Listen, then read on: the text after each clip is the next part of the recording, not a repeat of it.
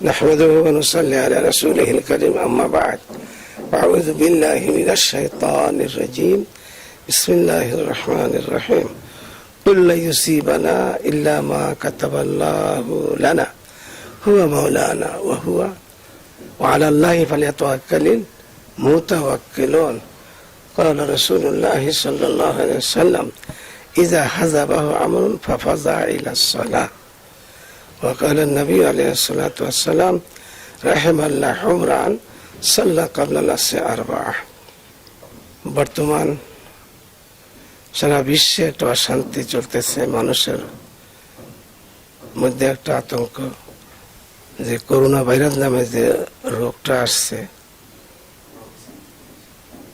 তা যখনই কোনো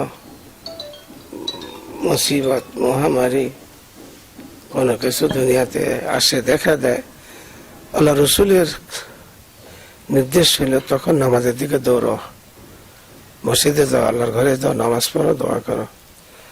দোয়ানের পড়া এটা আমাদের জন্য এখন জরুরি। আল্লাহ রসুল সাল্লাল্লাহু আলাইহি ওয়াসাল্লাম হাদিসে ইরশাদ করেছেন লা আদওয়া ওয়ালা তিয়ারা ওয়ালা হামাতা ওয়ালা সাফার।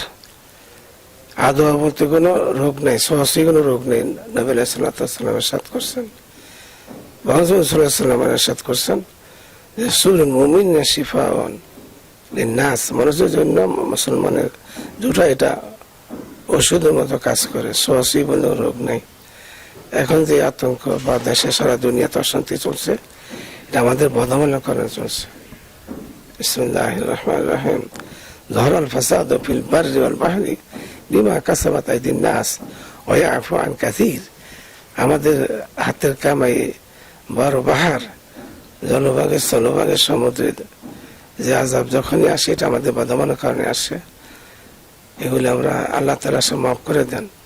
এরকম সময় যখন দেখা দেয় তখন তওবা ইস্তেগফার করা।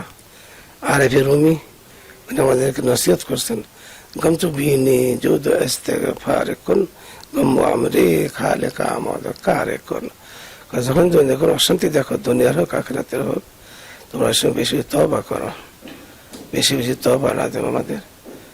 আমরা বেশি বেশি এই সময় আফসোস সালাম বাইনাকুম, বেশি বেশি সালাম দিব, মেহমানদারি করবো, শেষ সাথে আল্লাহর কাছে নফল নামাজ পড়া দোয়া খায়ের করবো। এই আমার কাজ। মিথ্যা কথা বলবো না, জুলুম করবো না, ধোঁকা দিব না। তা এখন যে একটা অবস্থান ধারণ করছে, মাদ্রাসা বন্ধ করে দেওয়া হইতেছে, মসজিদে যাওয়া বন্ধ হয়ে যেতেছে, ওয়াজ নসিহত বন্ধ করে দিতেছে, এই সময় তো এই কাজ না। এই সময় বেশি বেশি করে দোয়ার ব্যবস্থা করা, দোয়া নুস পড়া, দোয়া সূরা ইয়াসিন শরীফ পড়া, এবং মসজিদের মধ্যে বেশি বেশি যাওয়া লাগাতে কান্দাকাটি করা।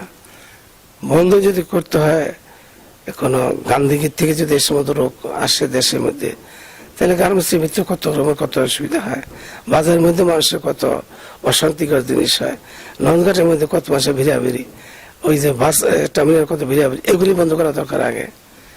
এগুলি বন্ধ না করে আসা বন্ধ করা, মসজিদের আসা বন্ধ করা, ওয়াজ মাহফিল বন্ধ করা, এই সমস্ত বলা, এগুলো তাহলে আযাবকে আরো বাড়বে দেশের মধ্যে।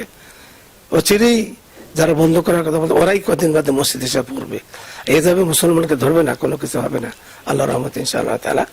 যারা এই সময় রাজনীতি খেলতেছে ওদের আগে ধরবে, ওরাই কদিন মসজিদ উঠতে পড়বে আইসা। আল্লাহ আমাদের মুসলমানকে হেফাজত করুক, আমার দেশকে হেফাজত করুক। আর মুসলমানের দেশ এটা, ঢাকা শহর মসজিদ মহাশার দেশ। এই দেশে সরকার মূর্তি দিয়ে ভরে ফেলাইতেছে, এবং ওই যে যাত্রাবাড়ি ফরিদাবাদের মাদ্রাসার মাঝখানে দোলার পাশে মূর্তি হইতেছে, এই মূর্তিটা না বানাইয়া আল্লাহ তাআলার নামের 99 নামের একটা বড় করে মুজানা করে দিলে সরকারের প্রধানমন্ত্রী বাপের সব হবে, তার সব হবে। যেখানে মূর্তি বানাইছে এই মূর্তিকে উঠাই দিয়া এখানে হুজ্জাতে ইহরাম যখন আল্লাহর ঘরে যাওয়া যায়, তো জেদ্দা যাইতে হুদায়বিয়া সন্ধি যেখানে হয়েছিল ওখানে মক্কা গেট, ওখানে গেটের এমন করে গেট করে দিছে, গেটের উপরে রেখাল দিয়েছে, কোরআন শরীফ দিছে। তো শেখ হাসিনাকেও আমি বলছি যে আপনি আপনার বাপের নামে বা আপনার নিজের নামে, আপনার বাপার নামে দক্ষিণ মুখের লোক এই গেটটা যাবে, জেলখানা পাড়দা যাবে, আপনি একটা গেট করে দেন, এই গেটে কোরআন শরীফ দিয়ে দেন, সবাই আপনাকে দোয়া করবে, আপনি দোয়া পাবেন।